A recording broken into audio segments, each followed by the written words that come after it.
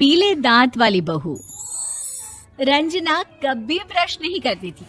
उसे कितनी बार उसके माँ बाप ने डांटा, लेकिन उसका कोई असर उस पर होता ही नहीं था, जिस कारण से उसके दांत पीले पीले हो जाते हैं। शादी के बाद। अरे बहू, वैसे तो तुझ में कोई कमी नहीं है, पर तेरे दांत इतने पीले कैसे हैं बेटा? कैसे मतलब? कोई सर्जरी थोड़ी ना कराई है।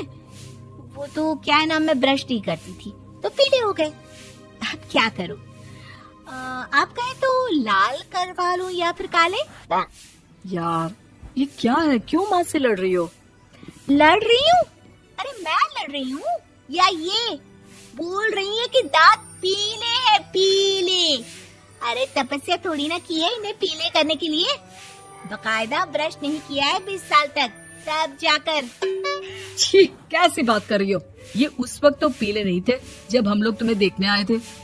अरे तब साफ करवा लिया होगा डेंटिस्ट के पास जाकर। अब देखो कैसे पीले पीले लग रहे हैं। रंजना सास की तरफ गुस्से से देखती है। फिर शुरू हो गई पीले पीले पीले। अरे पीले तो तब भी थे जब मेरे हाथ का रसगुल्ला उड़ा उड़ा कर खा रही थी और बोल रही थी, लड़की नहीं गुणों का खजाना दे रहे भाई साहब। खैर, अब वो लोग करते भी तो क्या करते, पीले दांत वाली बहू पल्ले पड़ी थी तो झेलना तो था ही। एक दिन कीर्तन में रंजना गाना गा रही थी। अरे कमला बहन, माँ का द्वार है, यहाँ तो सब शुद्ध होकर आते हैं, फिर अपनी बहू को ब्रश भी नहीं करवाती तुम। दूर से पीले पीले दांत भक्ति में बाधा उत्पन्न कर रहे हैं। अरे कोई 2 साल के बच्ची थोड़ी ना लेकर आई हूँ मैं बहू बनाकर। अच्छी खासी लड़की है, अरे कैसे करवाऊं ब्रश? ये तो उसे खुद करना चाहिए ना। अब माँ बाप तो इसके जैसे तैसे निपटा दिए, ये नहीं सोचा कि सास कैसे संभालेगी। सास बहू को लेकर घर आ जाती है, लेकिन सोच लेती है कि अब इसे लेकर कहीं नहीं जाएगी। अगले रोज बहू कहती है, अरे क्या हो गया, मंदिर नहीं जाना क्या? कीर्तन का वक्त हो रहा है।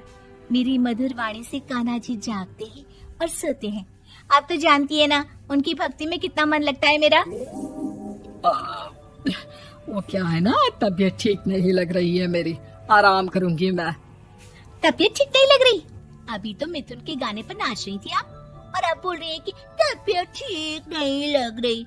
अरे भक्ति में मन लगा लो सासू माँ, ऊपर जाना है, क्या मुंह दिखाओगी आप? हाँ? सास को बहू की बात पर गुस्सा आ जाता है। मैं क्या मुंह दिखाऊंगी, इसकी चिंता तो ना कर, समझी? अपने मुंह की चिंता कर, जो ये पीले पीले दांत लेकर हर जगह पहुंच जाती है। पता है लोग कितना मजाक बनाते हैं। ना जी ना, मैं नहीं जाना कहीं तेरे साथ। तो ये बात है। कोई ना, मत जाओ, मैं अपने कमरे में ही बैठकर भक्ति कर लूंगी। ऊपर वाला दांत थोड़ी ना देखता है, मन देखता है, भावना देखता है। और अरे बस बस, तू सब कुछ दिखा, बस ये सफेद चमकदार दांत ना दिखाना किसी को, है क्या? यहाँ से बहू को सास की बात का कोई फर्क नहीं पड़ता। वो तो जैसी थी वैसी ही रह जाती है। सुबह नहाकर किचन में खाना बनाना, फिर खाना खाना, कीर्तन भजन करना और सो जाना। एक दिन, माँ जी मैं सहेली के घर जा रही हूँ, शाम को लेट आऊंगी। हाँ, तो जाना, मैंने कौन सा तेरी आरती करनी है घर पर बैठ कर।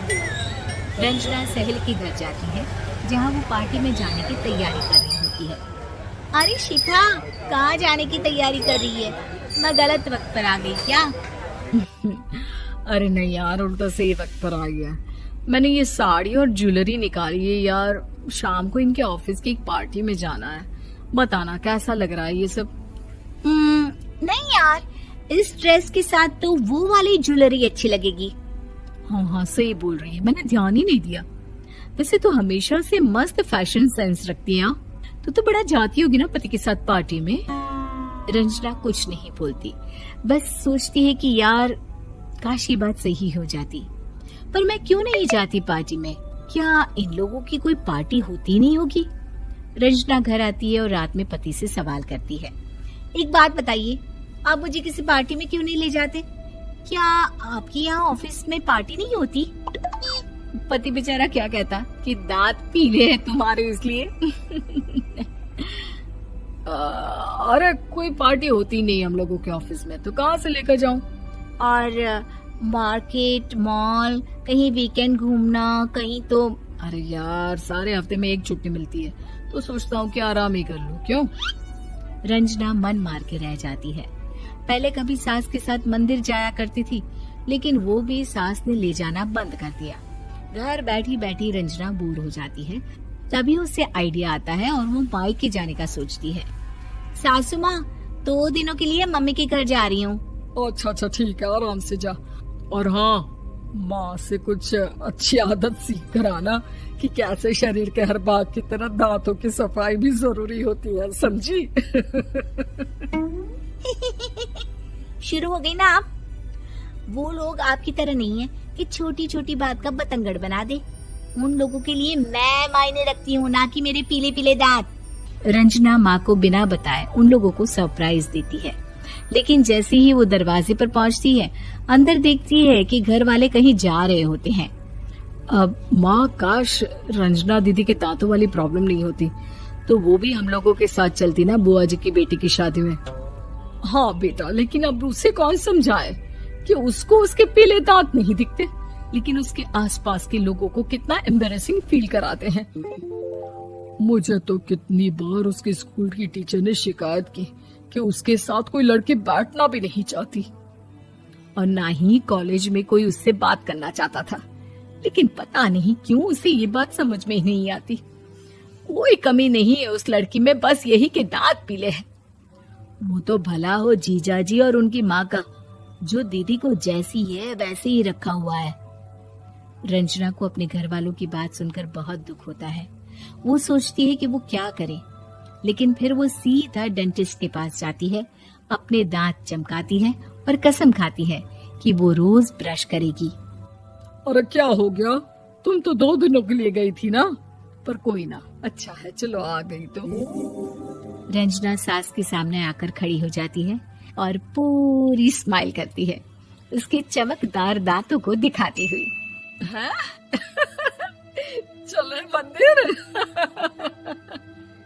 माँ, मुझे माफ कर दीजिए, मैंने आप लोगों को बहुत एम्बैरेसिंग फील करवाया। मैं आज से रोज ब्रश करूंगी।